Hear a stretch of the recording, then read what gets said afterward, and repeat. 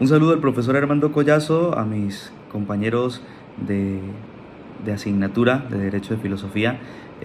Voy a exponer el tema 5, 6, 7 y 8 que nos corresponde para este corte, que sobre todo son autores, viendo de ellos su visión sobre el derecho de la filosofía. En este caso comenzamos con Benito Spinoza, o llamado Baruch Spinoza, que es de origen neerlandés y es un autor que relaciona mucho la norma jurídica con la naturaleza.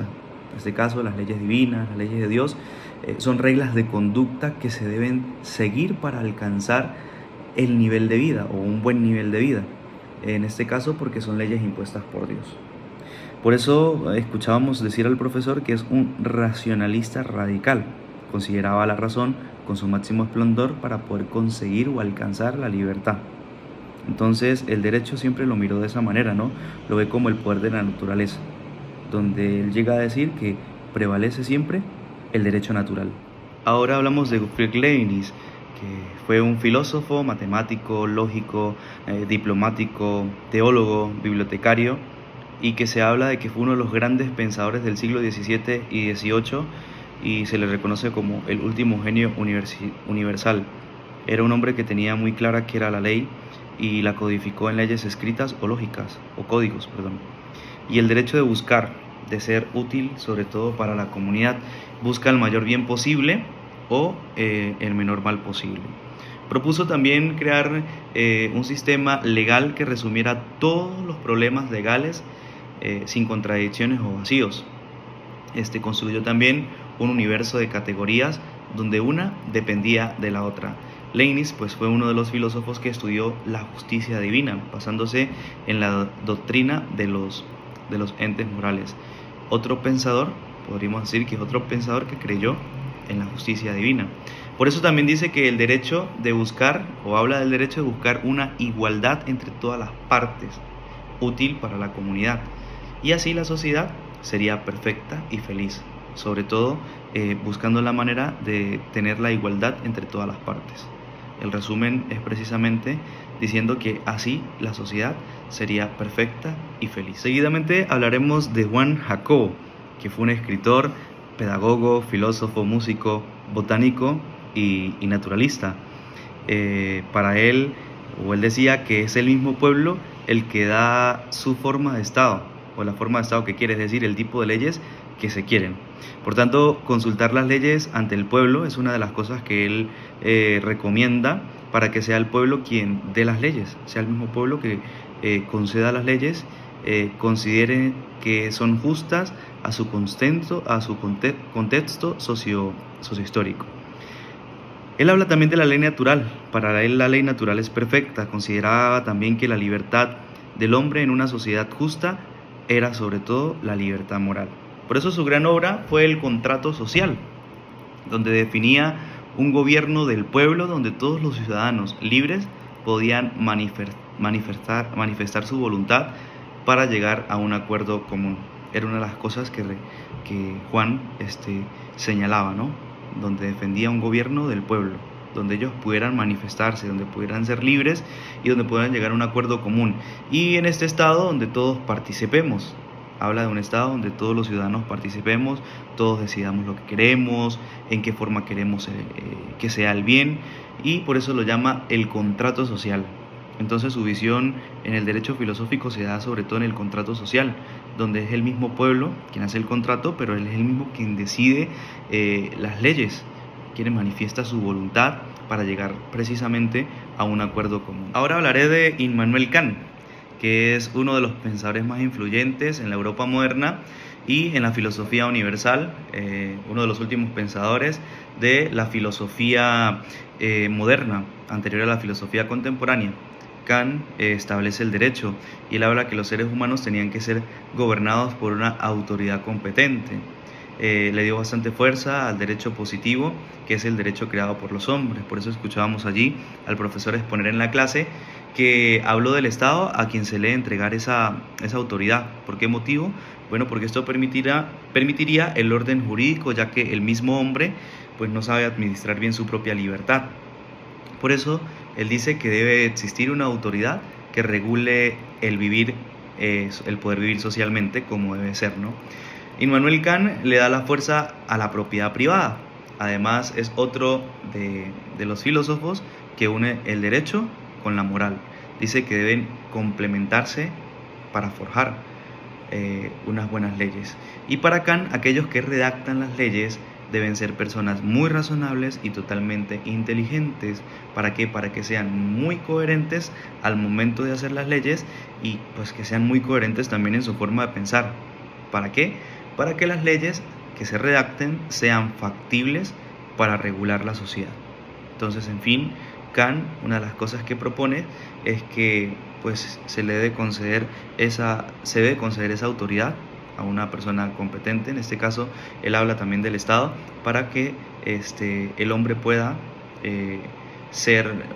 vivir de una manera mejor, o como él dice, ¿no? Para que las leyes que se redacten sean factibles para regular la sociedad. Seguidamente hablaremos de Friedrich Hegel, que fue un filósofo, uno de los filósofos más notables del idealismo alemán, el último de la modernidad, llamado incluso la conciencia de la modernidad. Este filósofo no solo ofrece la clave para la comprensión de la sociedad y de cambios sociales, sino que es tomado en cuenta como un tribunal de justicia en el mundo de la filosofía. Por eso afirma que todo lo que es real es racional y que todo lo que es racional es real. Y pues también afirma o dice que no hay Estado sin sociedad y no hay sociedad sin Estado, lo cual su método se le llama la dialéctica hegeliana. Ahora hablaremos de Carlos o Friedrich Karl. Fue un jurista alemán, fundador de la Escuela Histórica del Derecho Alemán, y se habla que fue el primer catedrático de Derecho Romano en la Universidad de Berlín. Este autor o este jurista habla o dice que el derecho es propio de cada pueblo, como la cultura, las costumbres y su idioma. Asimismo, como cada pueblo tiene su cultura, costumbres e idiomas, asimismo el derecho es propio de cada pueblo. Por eso el derecho vive en la conciencia popular. Entonces, por eso él resalta y dice que solo así hace vida el derecho. La ley es de acuerdo a la medida de cada pueblo. Depende de cómo es el pueblo, depende de cómo es la gente. Por eso da inicio al método científico. Dice que da inicio al método científico para solucionar problemas jurídicos. El profesor nos señalaba ahí en la clase, nos decía que comentaba este autor que de acuerdo como sea el pueblo son las leyes. De acuerdo como sea el pueblo son las leyes. Era un autor positivista, es decir, que creía en las leyes divinas. Karl Marx es uno de los que habla de que el derecho es producto de las fuerzas económicas. Por eso las teorías de Marx sobre la sociedad, la economía y la política, que se conocen colectivamente como el marxismo, sostienen que todas las sociedades avanzan a través de la dialéctica de la lucha de clases. Él cree que la economía es la que implanta o instaura un sistema de derecho. Por eso habla de las clases sociales, es una de las cosas que más menciona, y dice que el derecho es un poder de la clase dominante sobre la clase trabajadora. El profesor nos comentaba allí en clase que pues él expone el derecho de proteger a los débiles, diferenciar las capacidades, ¿no? En cuanto a que hay leyes que buscan proteger a los desprotegidos. Por eso siempre se basó en la parte económica. Fue uno de los primeros o de las primeras personas que relacionó el derecho con la economía. Fue un defensor de los derechos humanos, su soporte es el socialismo científico y su estudio es la economía, o su estudio se basó en la economía, en el derecho y en la política. Entonces es, como decía allí, una de las primeras personas que une o relaciona el derecho con la economía, pues para él el derecho es un producto de las fuerzas económicas. Ahora hablaré de Federico Engels. Este fue un filósofo, politólogo, sociólogo, antropológico, historiador, periodista y teórico revolucionario. Fue comunista y socialista alemán y era amigo y colaborador de Karl Marx. Por eso, junto a Karl Marx, defendieron el derecho como la voluntad de la clase dominante convertida en ley. Ambos tenían similitud de pensamiento. Como señalaba, fue un ser comunista. En algún momento tuvieron choque con la parte religiosa porque decían que pues, de allí surgía un poder, y nos recordaba el profesor o nos hacía la aclaratoria que fue sobre todo con el judaísmo, porque muchos piensan que fue con el catolicismo, ¿no? Pero más que todo fue con el judaísmo porque ellos decían que lo consideraban como los dueños de la economía en el mundo. Entonces, también hablan ambos de la revolución industrial, en la cual tuvieron un desacuerdo porque decían que la máquina sustituiría al hombre, y por ello era el desacuerdo, ¿no? Estuvieron en contra de esa revolución industrial porque la máquina comenzó a realizar el trabajo que hacía el ser humano. Entonces consideraban para un momento que la máquina iba a sustituir la obra de mano. Por eso ellos decían, si no hay trabajo, no hay prosperidad. Por tanto, fue un filósofo que mezcló religión, política, economía y derecho, y tomó en cuenta todos estos aspectos. Nietzsche fue un filósofo, poeta, compositor musical y filólogo alemán cuya obra ha ejercido una profunda influencia en el pensamiento mundial contemporáneo y en la cultura occidental. Consideraba la concepción de derecho como una imposición de los más fuertes sobre los más débiles. Una de las cosas que mencionaba o decía Nietzsche era que esto tenía como objetivo quitarle a los débiles la posibilidad de vengarse. Por eso las personas con poder eran las que usaban el derecho para dominar, para tener todo bajo su control. Y entonces esto hacía o evitaba que los débiles, sobre todo de carácter económico, cuando habla de la debilidad la habla de parte económica, pudieran cobrar en algún momento un tipo de venganza. Por eso para Nietzsche la justicia es entendida como igualdad. Es una de las cosas que él resalta. Y ver una venganza atroz que perjudicaba a los enemigos. Era una manera de ver la justicia. Y se beneficiaba, beneficiaba a los que llevaban el poder económico, político, social. O sea, eran los únicos que se beneficiaban, los que tenían poder económico, político y social. Y por eso los débiles no podían acceder a la justicia. Y como nos resaltaba el profesor Armando, allí nos decía un famoso refrán, ¿no? Hay veces que dicen que la justicia se hizo solo para los ricos, pero él también señalaba allí pues, que también depende de la experiencia o de la situación por la que pasaba la persona. Por eso Nietzsche ve la justicia y el derecho como una venganza. Entonces habla siempre sobre el fuerte es el que tiene el control sobre el débil. Y entonces coloca allí como ejemplo o se inclina hacia la justicia y la ve como la igualdad, pero también como una manera de tomar venganza. Ahora hablemos de Rodolfo Stangler.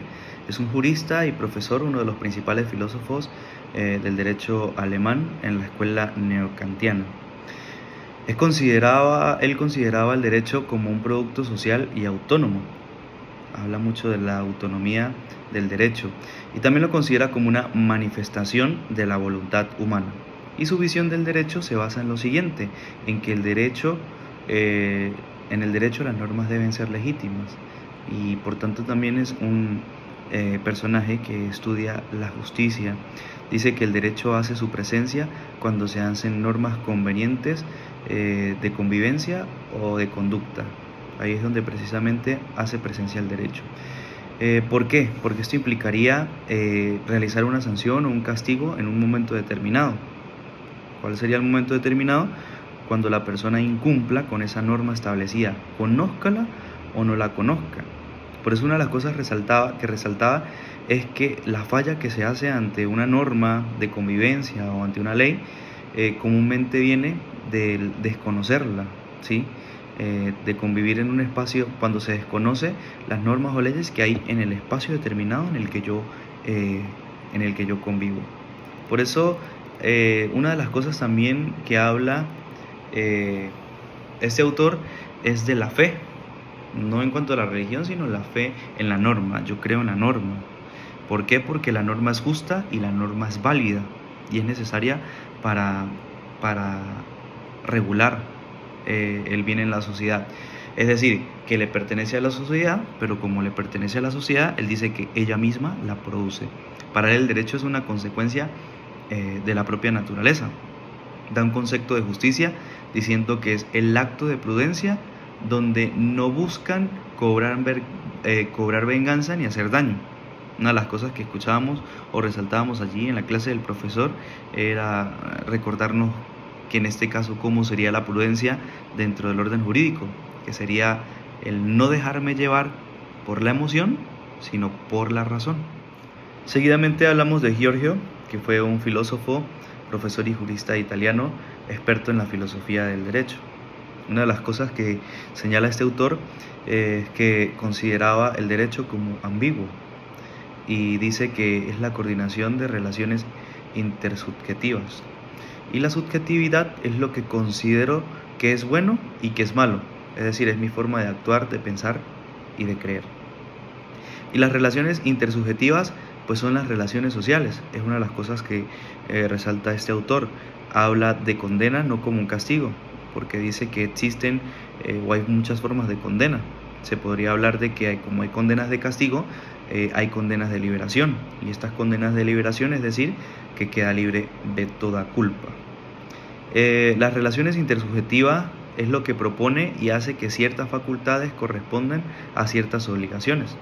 Por eso el autor habla de esta forma, o colocamos o vemos allá el ejemplo que el profesor pues también nos da en la clase, ¿no?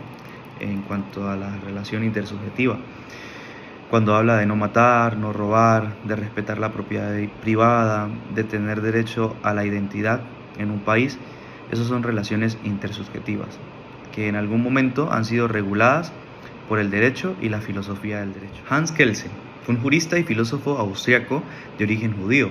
Tenía una visión del derecho como algo totalmente autónomo, que se basa en la teoría del normativismo y positivismo jurídico. Para él, el derecho se autoabastecía, es decir, pues lo consideraba totalmente autónomo.